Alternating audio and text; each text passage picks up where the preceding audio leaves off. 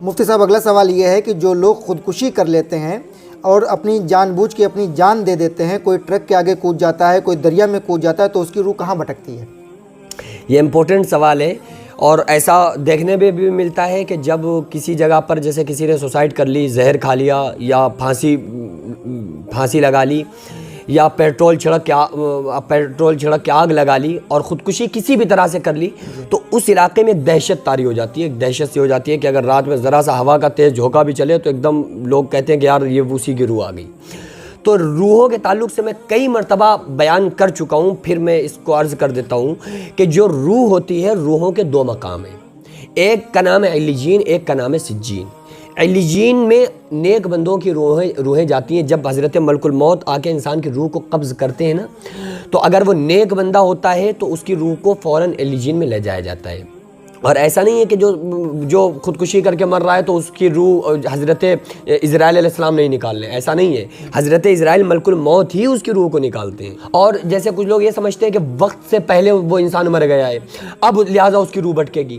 دیکھو، وقت سے پہلے کوئی مر ہی نہیں سکتا، یہ تو قرآن کا ایک متفق فیصلہ ہے نا، اذا جاء اجلها لا يستأخرون ساعة ولا يستقدمون، کہ جب موت کا وقت آ جاتا ہے تو ایک ذرہ اس میں دیری نہیں ہوتی، نہ ایک ذرہ جلدی ہو سکتی ہے نہ ایک ذرہ دیری ہو سکتی ہے۔ تو جب موت کا وقت سے پہلے ایک ذرہ جلدی انسان مر نہیں سکتا ہے، تو پھر آپ سوچ کر دیکھو کہ موت سے پہلے موت آ کیسے سکتی ہے۔ یہ جو کہتے ہیں نا کہ یار موت سے پہلے مر گیا، موت سے پہلے کیسے مر گیا؟ اب ایک چیز یہاں پر اور لوگوں کے ذہن میں سوال آتا ہے کہ انسان نے خودکشی کی، یہ تقدیر میں لکھا ہوا تھا، تو اگر تقدیر میں لکھا ہی تھا کہ یہ انسان خودکشی کرے گا تو اس نے کر لی، تو اس میں وہ گناہگار کیوں ہے؟ کیوں اس کو گناہ ہے؟ کیونکہ اگر کسی انسان نے خودکشی کی اور اپنے آپ کو چھرے سے قتل کر لیا تو پھر وہ ہمیشہ وہی مزہ چکتا رہے گا، چھرا اپنے پیٹ میں بھوگتا رہے گا۔ اگر کسی نے زہر کھا لیا تو ہمیشہ زہر کا گھونٹ پیتا رہے گا۔ اگر کسی انسان نے پھانسی کا پھندا لگا لیا تو جو عین اس وقت پھانسی کا پھندا لگتے وقت جو اس کو تکلیف ہوئی تھی نا، وہی تکلیف اس کو ہمیشہ ہوتی رہتی ہے۔ تو اگر یہ تقدیر میں پہلے سے لکھا تھا تو اب اس نے ویسا ہی کیا جیسا تقدیر میں لکھا تھا، تو اب اس کو وہ گناہگار کیوں ہے؟ دیکھو، یہاں سے لوگ بہت زیادہ پریشان ہونے لگتے ہیں تقدیر کو لے کر۔ دیکھو، جو کچھ بندہ کرنے والا تھا نا، وہ اللہ تعالیٰ نے تقدیر میں لکھا۔ یہ بالکل ایسے ہے کہ جیسے کوئی بچہ اسٹوڈنٹ کوئی اسکول میں پڑھتا ہے، اب ٹیچر کو تو پتا ہے کہ کون سا بچہ کس لیول پہ ہے، کون سا بچہ پاس ہوگا، کون سا بچہ ناکام ہوگا۔ تو ٹیچر نے بتا دیا کہ بھائی تم جو پاس نہیں ہوگے، تم فیل ہوگے، اور اس ٹیچر نے، اس کے استاد نے کسی کاپی پر یہ بات لکھ دی کہ فلاں فلاں نام کا لڑکا فیل ہوگا۔ اب جب ایگزام ہوا اور ایگزامر نے چیک کیا، اب اس کو فیل کر دیا، تو اس میں غلطی کس کی ہے؟ کیا اس ٹیچر کی ہے جس نے لکھ دیا تھا کہ فیل ہوگا؟ نہیں۔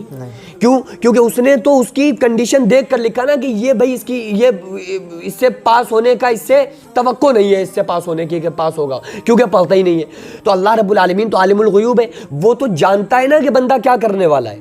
اللہ کو تو پتا ہے جب ہم پیدا کریں گے لوگوں کو، اس بندے کو پیدا کریں گے تو یہ کیسے مرنا پسند کرے گا، اپنی مرضی سے کیسے مرے گا۔ تو جو بندہ کرنے والا تھا وہ اللہ تعالیٰ نے تقدیر میں لکھا، تو اس لیے یہ الزام تقدیر کے اوپر لانا بالکل سراسر غلط ہے اور انسان کی جہالت ہے۔ تو اللہ نے تو وہی لکھا جو بندہ کرنے والا تھا۔ ہاں، کچھ چیزیں جیسے موت اور زندگی کے فیصلے یہ اللہ رب العالمین نے اپنی مرضی اور منشا سے کیے۔ اب دوسری بات یہ ہے کہ روح کے بھٹکنے کے تعلق سے تو سجین کے معنی ہے قید خانہ۔ اب جس انسان نے اپنی جان کو دے دیا، جان بوجھ کر خودکشی کر لی، تو وہ انسان اچھا ہے یا برا ہے؟ تو جب اتنا برا انسان ہے تو اس کی روح سجین میں ہوگی نا۔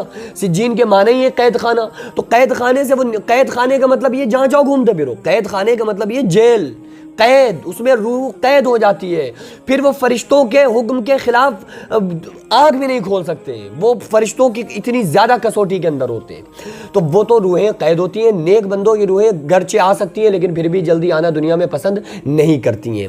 تو یہ ایک انسان کے ذہن کے اندر ایک تھاٹس ہو جاتے ہیں، جو انسان جیسا بھی سوچتا ہے نا، جیسی بھی اپنی ذہانت بنا لے، پھر اس کی وہی اس کا ذہن ہو جاتا ہے۔ تو چونکہ اتنا یہ چیزیں عام ہو چکی ہیں اور پھر یہ باباؤں نے اتنے زیادہ پرموٹ کر دیا ان چیزوں کو کہ وہ بابا بھی بتا دیتے، کوئی کسی کو دکھانے گیا نا تو بابا نے بھی دیکھ کر بتا دیا، ہاں بھائی فلاں فلاں کا مر گیا تھا نا، اس کی روح اس کے اوپر آ گئی ہے۔ یار ایسے جاہل باباؤں کے پاس پھر لوگ جاتے ہیں اور ان کے اوپر یقین بنا لیتے ہیں، ان کے اوپر لوگوں کو یار مرے ہوئے کیوں، تو کہا جاتا ہے کہ مرے ہوئے کیا مارے، اور جو حقیقت میں مر گیا اس سے ڈرا جا رہا ہے۔ کہاں مسلمان کا کیا یقین ہو گیا ہے، کس طرح سے مسلمانوں کے عقیدے کو خراب کر دیا گیا ہے۔ تو یقین اللہ کی ذات پر رکھو، اور روحیں واپس نہیں آتی ہیں، یہ لوگوں میں چلی چلائی باتیں ہیں۔ اور کچھ لوگ کہتے ہیں جمعرات کو مردے کی روح گھر آتی ہے، مردے کو یہی نہیں پتا ہوتا ہے کہ آج جمعرات ہے، وہاں تو دن اور رات کچھ ہے ہی نہیں نا، وہاں تو وہ ایک جیسا ماحول ہے، وہ ویسے جیسے اس نے اچھے کام کیے تھے تو اس کے لیے قبر جو ہوتی ہے وہ عالم برزخ ہو، جو اس کی ہے جو قبر ہے وہ جنت کا باغ ہوتی ہے، یا برے انسان کے لیے جہنم کا گڑھا ہوتی ہے۔